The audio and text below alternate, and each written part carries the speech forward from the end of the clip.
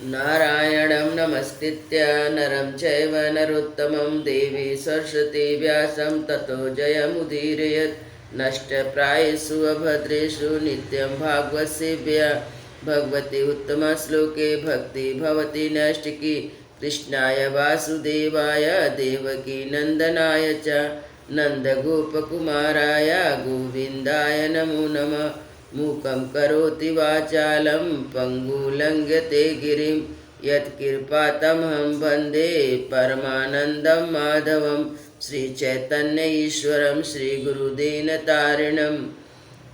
श्रीमद् भागवत महापुराण छठा स्कंद अध्याय 17 चित्रकेतु को पार्वती जी का शाप।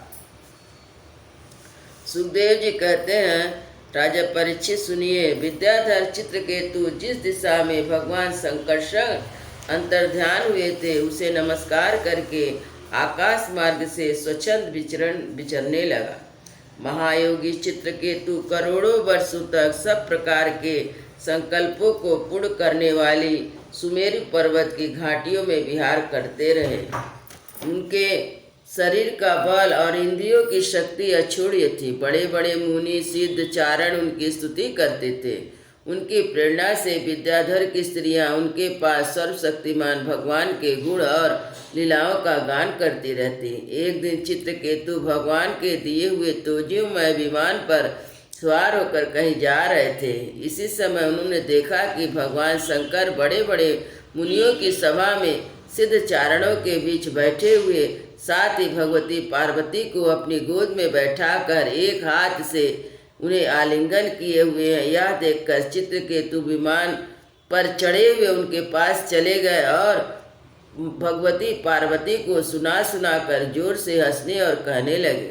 चित्रकेतु ने कहा, अहो, ये सारे जगत के धर्म शिक्षक और गुरुदेव हैं। ये समस्त प्राणियों में श्रेष्ठ हैं। इनकी यह दशा की भरी सभा में अपनी पत्नी को चिपका कर बैठे हुए हैं। जटाधारी बहुत बड़े तपस्वी एवं ब्रह्मवादियों के सभापति होकर भी साधारण पुरुष के समान निर्लज्जता से गोद में स्त्री लेकर बैठे हैं। प्रायः साधारण पुरुष भी एकांत में स्त्रियों के साथ उठते बैठते हैं, परंतु ये इतने व्रतधारी होकर भी उसे भरी सभा में लिए बैठे हैं। सुखदेव जी कहते हैं, परीक्षित, भगवान शंकर की बुद्धि अगाध है। चित्रकेतु का यह कटाक्ष सुनकर हंसने लगे, कुछ बोले नहीं। उसी सभा में बैठे उनके अनुयायी सदस्य भी चुप रहे। चित्रकेतु को भगवान शंकर का प्रभाव नहीं मालूम था, इसी से वे उनके लिए बहुत कुछ बुरा भला बक रहे थे। इस बात का बड़ा घमंड हो गया कि मैं जितेंद्रिय हो। पार्वती जी ने उसकी यह धृष्टता देखकर क्रोध से कहा। पार्वती जी बोली, अहो, हम जैसे दुष्ट और निर्लज्जों का दंड के बल पर शासन एवं तिरस्कार करने वाले प्रभु इस संसार में यही है क्या? जान पड़ता है कि ब्रह्मा जी, भृंगु, नारद आदि, उनके पुत्र सनकादि, कपिल देव और मनुज आदि बड़े बड़े महापुरुष धर्म का रहस्य नहीं जानते। तभी तो वे धर्म मर्यादा का उल्लंघन करने वाले शिव जी को इस काम से नहीं रोकते। ब्रह्मा आदि समस्त महापुरुष जिनके चरण कमलों का ध्यान करते हैं, उन्हें मंगलों का मंगल बनाने वाले साक्षात जगत गुरु का और उनके अनुयायी महात्माओं का इस अधम क्षत्रिय ने तिरस्कार किया है और शासन करने की चेष्टा की है। इसलिए यह ढीठ सर्वदा दंड का पात्र है। इसे अपने बड़प्पन का बड़ा घमंड है। यह मूर्ख भगवान श्री हरि के उन चरण कमलों में रहने योग्य नहीं है जिसकी उपासना बड़े बड़े सत्पुरुष किया करते हैं। चित्रकेतु को संबोधन करके अतः दुर्मते, तुम पापमय असुर योनि में जाओ। ऐसा होने से बेटा तुम फिर कभी किसी महापुरुष का अपराध नहीं कर सकोगे।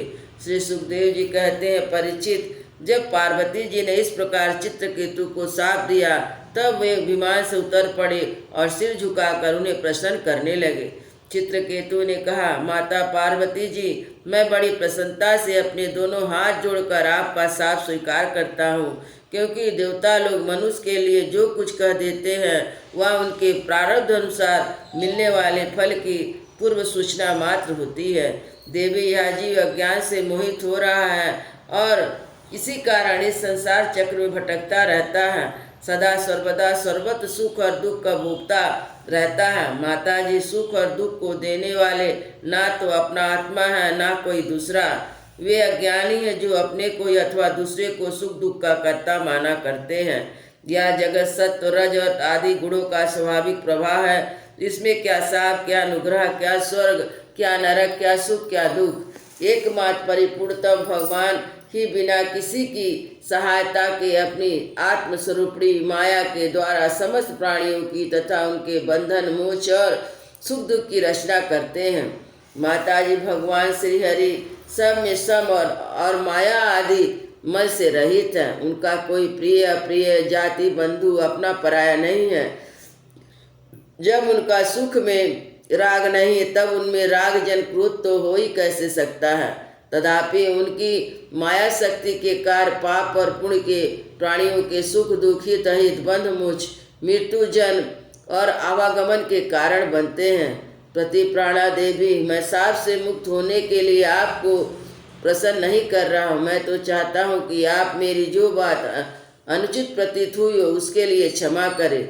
सुखदेव जी कहते हैं, परीक्षित, विद्याधर चित्रकेतु भगवान शंकर और पार्वती जी को इस प्रकार प्रसन्न करके उनके सामने ही विमान पर सवार होकर वहां से चले गए। इससे उन लोगों को बड़ा विस्मय हुआ। तब भगवान शंकर ने देवता, ऋषि, दैत्य, सिद्ध और पार्षदों के सामने ही भगवती पार्वती से यह बात कही।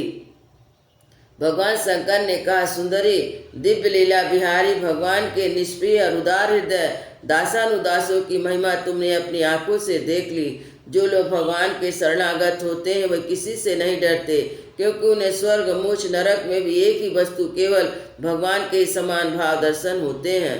जीवों को भगवान की लीला से ही देह का संयोग होने के कारण सुख दुख, जन्म मरण, शाप, अनुग्रह आदि द्वंद्व प्राप्त होते हैं। जैसे स्वप्न में भेद भ्रम से सुख दुख आदि प्रतीति होती है, जागृत अवस्था में भ्रमवश माला में ही सर्व बुद्धि हो जाती है, वैसे ही मनुष्य अज्ञानवश आत्मा में देवता, मनुष्य आदि का भेद, गुण, दोष आदि की कल्पना कर लेता है।